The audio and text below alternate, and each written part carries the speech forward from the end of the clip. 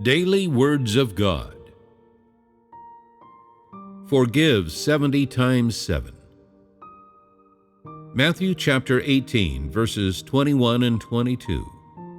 Then came Peter to him and said, Lord, how oft shall my brother sin against me, and I forgive him? Till 7 times? Jesus said to him, I say not to you, until 7 times, but until 70 times 7. The Lord's Love. Matthew chapter 22, verses 37 through 39. Jesus said to him, You shall love the Lord your God with all your heart, and with all your soul, and with all your mind. This is the first and great commandment. And the second is like to it. You shall love your neighbor as yourself. Of these two passages, one speaks of forgiveness and the other speaks of love. These two topics really highlight the work the Lord Jesus wanted to carry out in the age of grace. When God became flesh, He brought along with Him a stage of His work, which was the specific work tasks and the disposition He wanted to express in this age. In that period, everything that the Son of Man did revolved around the work that God wanted to carry out in this age. He would do no more and no less. Every single thing He said and every type of work that He carried out was all related to this age. Regardless of whether He expressed it in a human way with human language or through divine language, and no matter in which way or from which perspective He did so, His goal was to help people understand what He wanted to do, what His will was, and what His requirements of people were. He might use various means and different perspectives to help people understand and know His will, and to understand His work of saving mankind. So, in the age of grace, we see the Lord Jesus using human language most of the time to express what He wanted to communicate with mankind. Even more, we see Him from the perspective of an ordinary guide speaking with people, providing for their needs, and helping them with what they had requested. This way of working was not seen in the age of law that came before the age of grace. He became more intimate and more compassionate with mankind, as well as more able to achieve practical results in both form and manner. The metaphor about forgiving people 70 times 7 really clarifies this point. The purpose achieved by the number in this metaphor is to allow people to understand the Lord Jesus' intention at the time that He said this. His intention was that people should forgive others, not once or twice, and not even 7 times, but 70 times 7. What kind of idea is contained within the idea of 70 times 7? It is to cause people to make forgiveness their own responsibility, something they must learn, and a way by which they must abide. Even though this was just a metaphor, it served to highlight the crucial point.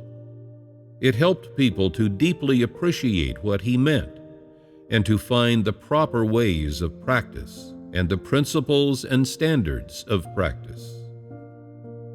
This metaphor helped people to understand clearly and gave them a correct concept, that they should learn forgiveness and forgive any number of times without conditions, but with an attitude of tolerance and understanding for others.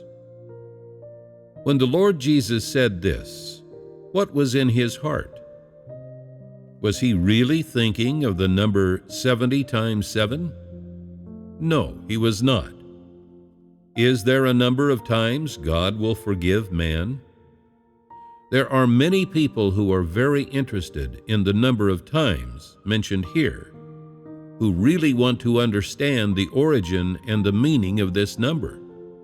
They want to understand why this number came out of the Lord Jesus' mouth.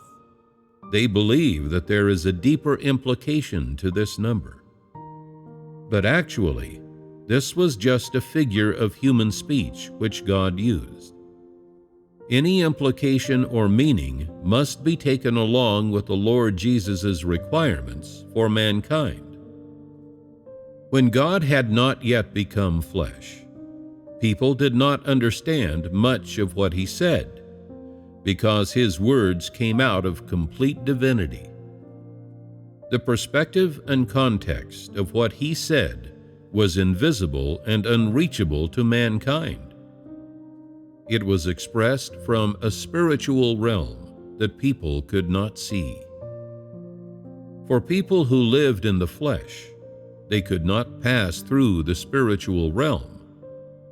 But after God became flesh, he spoke to mankind from the perspective of humanity, and he came out of and surpassed the scope of the spiritual realm. He could express his divine disposition, will, and attitude through things humans could imagine, things they saw and encountered in their lives, and using methods that humans could accept, in a language they could understand, and with knowledge they could grasp, to allow mankind to understand and to know God, to comprehend his intention and his required standards within the scope of their capacity and to the degree that they were able. This was the method and principle of God's work in humanity. Even though God's ways and his principles of working in the flesh were mostly achieved by means of or through humanity, it truly did achieve results that could not be achieved by working directly in divinity. God's work in humanity was more concrete, authentic, and targeted. The methods were much more flexible, and in form, it surpassed the work carried out during the age of law. Next, let us talk about loving the Lord and loving your neighbor as yourself. Is this something that is directly expressed in divinity? No, clearly not. These were all things that the Son of Man spoke about in humanity. Only human beings would say something like, "Love your neighbor as yourself. Love others as you cherish your own life." This manner of speaking is exclusively human. God has never spoken in this way.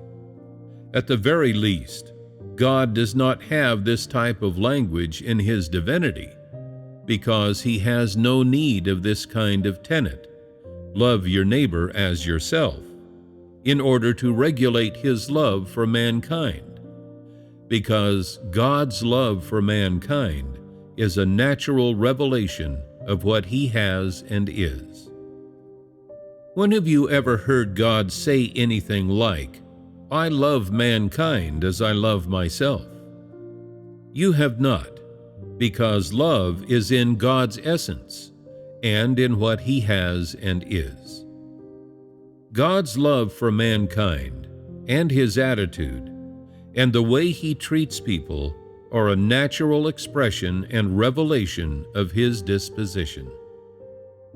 He does not need to deliberately do this in a certain way, or to deliberately follow a certain method or a moral code to achieve loving his neighbor as himself. He already possesses this type of essence. What do you see in this? When God worked in humanity, many of his methods, words, and truths were expressed in a human way. But at the same time, God's disposition, what he has and is, and his will were expressed for people to know and understand. What they came to know and understand was exactly His essence and what He has and is, which represent the inherent identity and status of God Himself. That is to say, the Son of Man in the flesh expressed the inherent disposition and essence of God Himself to the greatest extent possible and as accurately as possible. Not only was the Son of Man's humanity not a hindrance or a barrier to man's communication and interaction with God in heaven, but it was actually the only channel and the only bridge for mankind to connect to the Lord of creation. Now, at this point, do you not feel that there are many similarities between the nature and methods of the work done by the Lord Jesus in the age of grace and the current stage of work? This current stage of work also uses a lot of human language to express God's disposition, and a lot of language and methods from mankind's daily life and human knowledge to express the will of God Himself. Once God becomes flesh, no matter if He is speaking from a human perspective or a divine perspective, lots of His language and methods of expression come through the medium of human language and methods. That is, when God becomes flesh, this is the best opportunity for you to see God's omnipotence and His wisdom, and to know every real aspect of God. When God became flesh, while He was growing up, He came to understand, learn, and grasp some of mankind's knowledge, common sense, language, and methods of expression in humanity. God incarnate possessed these things that came from the humans which He had created. They became tools of God in the flesh for expressing His disposition and His divinity, and allowed Him to make His work more pertinent, more authentic, and more accurate when He was working amidst mankind, from a human perspective and using human language. This made His work more accessible and more easily understood for people, thus achieving the results that God wanted. Is it not more practical for God to work in the flesh in this way? Is this not God's wisdom? When God became flesh, when God's flesh was able to take on the work that He wanted to carry out, that is when He would practically express His disposition and His work. And that was also the time when He could officially begin His ministry as the Son of Man.